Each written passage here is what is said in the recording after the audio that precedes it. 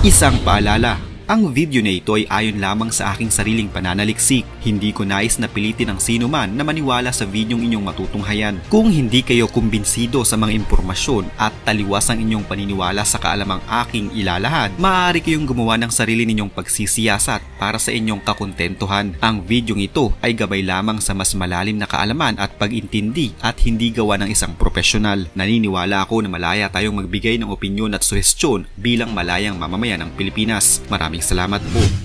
Nakatanggap ng panibagong panghaharas mula sa China ang mga barko ng Pilipinas sa bahagi ng West Philippine Sea. Ito ay matapos na bombahin ng water cannon ng mga barko ng China Coast Guard ang barko ng Bureau of Fisheries and Aquatic Resources sa kasagsagan ng ikinakasan nitong maritime patrols sa bahagi ng katupigan na malapit sa Baho de Masinloc. Ayon kay PCG spokesperson for the West Philippine Sea, Commodore J. Tariela, noong isang araw naganap ang naturang insidente kung saan bago pa ito ay nagsagawa muna ng dangerous maneuvers at obstruction ng 4 na mga barko ng CCG at 6 na barko ng Chinese Maritime Militias. Sa ulat, direktang tinamaan ng water cannon ng starboard astern ng BFAR vessels. Bukod dito ay ginamitan din ng 2 barko ng CCG ng kanilang jet stream water cannon ang mga barko ng PCG mula sa magkabilang gilid na nagdulot naman ng pinsala sa rehas at canopy ng naturang sasakyang pangdagat. Ayon kay Tariela, ang pinsalang ito ay nagsisilbing katibayan na malakas ang pressure ng tubig na ginamit ng China sa kanilang pinakabagong panghaharas sa mga barko ng ating bansa. Bukod dito ay naglagay din aniya ng floating barrier ang CCG sa lugar na may habang 380 meters na sumasakop naman sa buong bukana sa Baho de Masinloc na naglilimita sa access ng mga Pilipino sa naturang lugar. Samantala, sa kabila ng panggigipit at mapanuksong aksyon ng Chinese Coast Guard, kapwa nanindigan ng PCG at BFAR vessels at ipinagpatuloy ang kanilang maritime patrol kasabay ng pagtiyak na hindi sila mapipigilan at magpapatuloy sa pagsasagawa ng kanilang mga lehitimong operasyon upang suportahan ang mga mangisdang Pilipino at matiyak ang kanilang kaligtasan. Isa lamang ito sa napakaraming beses na ang China ay hinaras ang ating mga tauhan sa West Philippine Sea. Ayon sa kanila, may karapatan umano sila sa bahaging iyon ng ating teritoryo at ginagawa lamang nila ang nararapat na alinsunod sa kanilang batas. Sa pinakahuling pangharas ng China sa mga barko ng Pilipinas malapit sa Baho de Masinloc, hindi pa rin umano ito maituturing ng armed attack ayon kay J. Tariela. Kapareho lamang ito umano ng dati na kung saan gumamit lamang ng water cannon ng China upang bombahin ang Pilipinas. Subalit mas malakas umano ang pressure at buga ng tubig na ginamit ng China sa pagkakataong ito. Dagdag pa ni Tariela, fatal o maaaring ikamatay ng isang tao kung sakaling tamaan ito ng tubig mula sa kanyo ng China. Subalit sa kabila ng insidente ay hindi pa rin umano ito magiging dahilan para gumanti ang Pilipinas at mananatili umanong propesyonal ang ating bansa sa paraan na kanilang gagamitin laban sa China at hindi din umano magpapatinag ang ating mga barko at magpapatuloy sa kung anuman ang kanilang misyon at layunin sa West Philippine Sea. Sa totoo lang, wala naman talaga tayong masamang intensyon sa ginagawa natin at wala tayong ibig sabihin sa ating mga nagiging pagsasanay sa ibang bansa.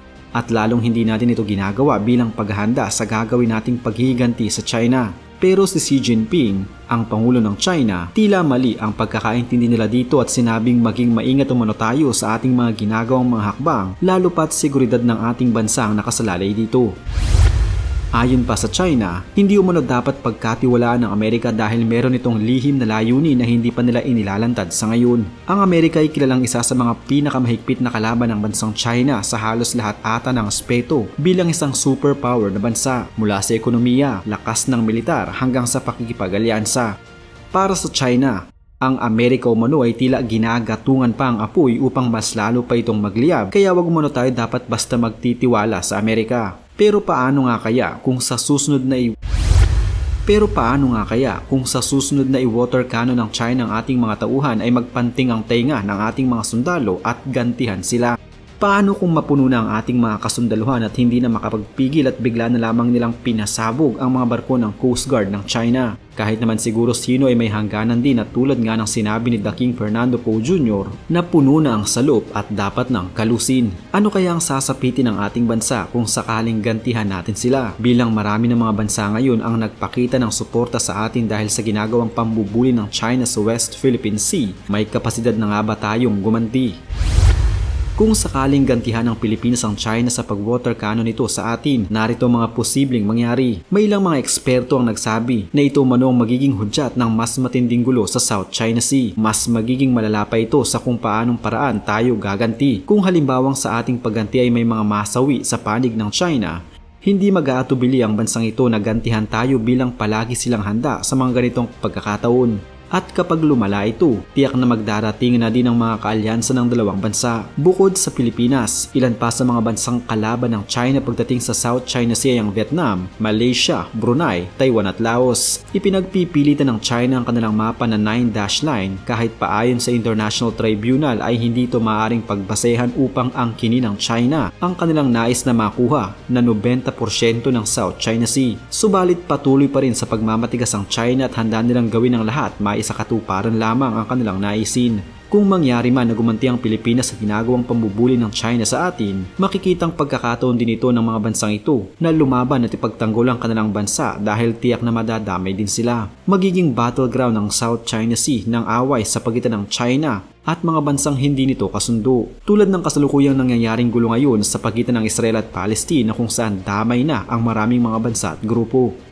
Malaki umano ang posibilidad na ganito din ang mangyari sa South China Sea, tulad ng ibang mga nagiging dahilan ng isang kaguluhan sa pagitan ng mga bansa. Walang kahit na sinumang bansa ang makakatiis na patuloy silang ibuli, tulad na lamang ng kaso ngayon ng China sa ginagawang pambubuli nila sa mga bansang nasa paligid ng South China Sea, kabilang na nga dito ang Pilipinas. Kahit naman ata ang pinakamabait na taong nilalang ng Diyos sa mundo ay may hangganan din ng pasensya at nauubos.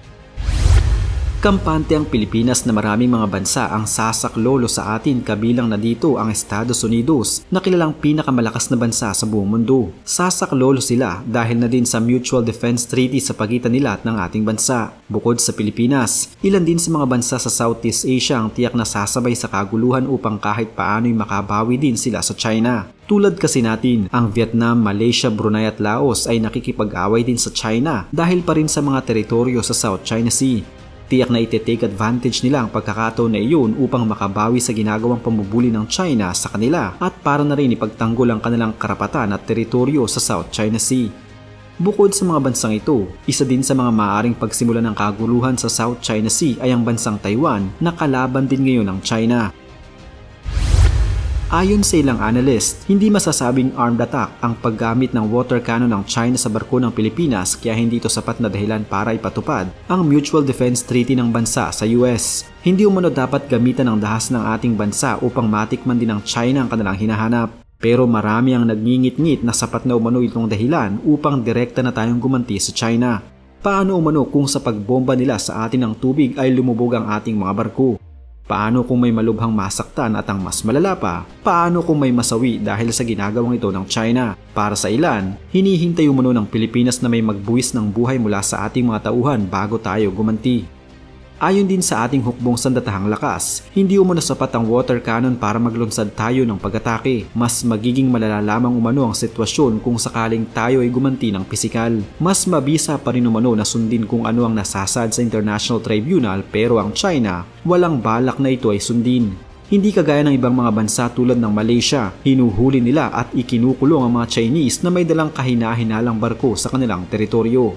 Para sa Pilipinas, mas maigi umano na idaan sa mas maayos na paraan ang ating gagawing pag-atake sa China nang hindi nangangailangan ng dahas at pagkasawi, tulad na lamang ng pagpapataw ng sanksyon sa kanilang bansa na mas malaki ang impact sa kanilang ekonomiya. Hindi na lang din Pilipinas ang nakakakita sa ginagawang ito ng China sa ating bansa. Ang maaari na lamang siguro nating gawin ngayon ay mag-ipon ng mga ebidensya laban sa mga Chinese sa ginagawa nila sa ating teritoryo at sa ating mga mangisda. Sa ngayon ay patuloy pa rin ang panghihimasok ng bansang China sa ating mga teritoryo sa West Philippine Sea, pero laging tatandaan na hindi na lamang mga bansang malalakas ang ating kakampi kung lusubin man tayo ng China. Taimtim na pagdarasal sa Diyos ang higit na mas matibay nating sandata at tiyak na siya ang pinakamalakas nating kakampi.